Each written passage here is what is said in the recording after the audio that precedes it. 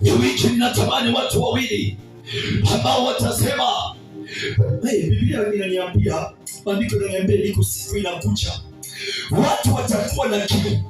Si kiu kwa ajili ya chakula, ila kiu kwa ajili ya neno.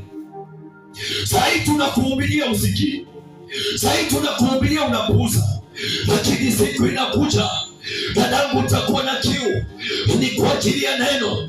Ndugu yangu utakuwa na kiu, ni kwa ajili ya kutaka kumjua Mungu.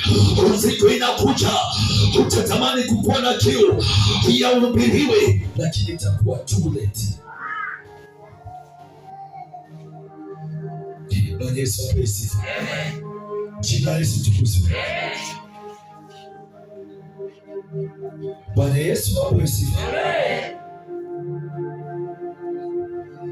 Taka watu wabadilike baada ya revival. Tazama, kama ulikuwa mtu wa kutoa, uanze kuleta.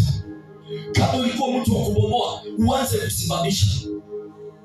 Kwa sababu unapoua mioyo, unapobomoa mioyo, ni laana inawekwa juu yako. Iko siku hizo mioyo utadaiwa. Bala, tumesikia kesi yako, unakuuliza chache kwa wapi? Wewe umjinga. Kesi yako inafika kwa koti. Jina la Bwana tukuzwe. Ukristo wako ueleweke. Ukristo wako ueleweke. Kwa jina langu iko siku ina watu wasimama kwa Ukristo. Wao kwa Ukristo leo, kesho wako kwingine. Bwana Yesu asifiwe. Wokovu wako umeweka aje? Dadangu, Kristo wako umeweka aje?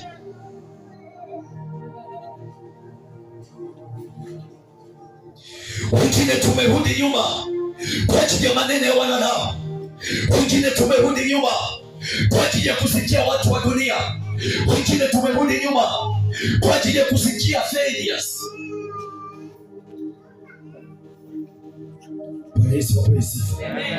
Jina la Yesu tukuzwe. Amen. Natamani kabla hii wiki ishi, kabla tu wiki ishi, niko nimepata watu wawili watatu, sitaki wengi, ambao watasema nimeamua kubeba msalaba.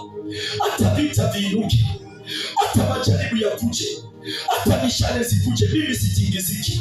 Nimeamua kubeba msalaba.